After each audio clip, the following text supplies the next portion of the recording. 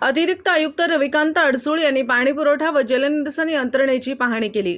अपुऱ्या कामाबद्दल अधिकारी व ठेकेदार यांना पावसाळ्यापूर्व कामकाज पूर्ण करण्याबाबत स्पष्ट सूचना केल्या। आज दिनांक 28/3/2024 रोजी श्री अडसूळ अतिरिक्त आयुक्त यांनी सांगली जॅकवेल येथे भेट दिली। तेथील कामाची पाहणी केली। सबस्टेशनचे काम सुरू आहे ते पावसाळ्यापूर्वी पूर्ण करण्याच्या बाबत ठेकेदारांना सूचना दिल्या आहेत। 70 MLD माळबंगला येथे जलशुद्धीकरण केंद्राची पाहणी करून पाणी पुरवठा यंत्रणेच्या कामकाजाबाबत समाधान व्यक्त केले।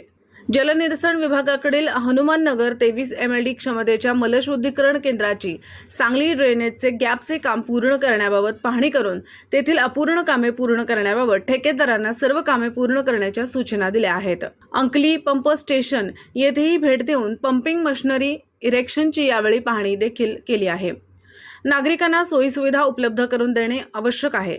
त्यासाठी पाणी पुरवठा आणि जलनिर्देशन यंत्रणा नेहमी सज्ज असली पाहिजे। अपुरी कामे अभियंता यांनी समक्ष लक्ष केंद्रित करून वेळेत पूर्ण करून घेतली पाहिजेत। मनपाच्या आर्थिक बाबीवर परिणाम करणाऱ्या कामाबाबत सदैव जागृत राहून काम वेळेत पूर्ण करण्यासाठी प्रयत्न केले पाहिजेत, याकडे लक्ष दिले पाहिजे। याबाबत या विभागाकडील अधिकारी यांना सूचना दिल्या आहेत। यावेळी कार्यकारी अभियंता चिदानंद कुरणे, सुनील पाटील इत्यादी उपस्थित होते। पत्रकार राजेंद्र शिंदे, झी न्यूज।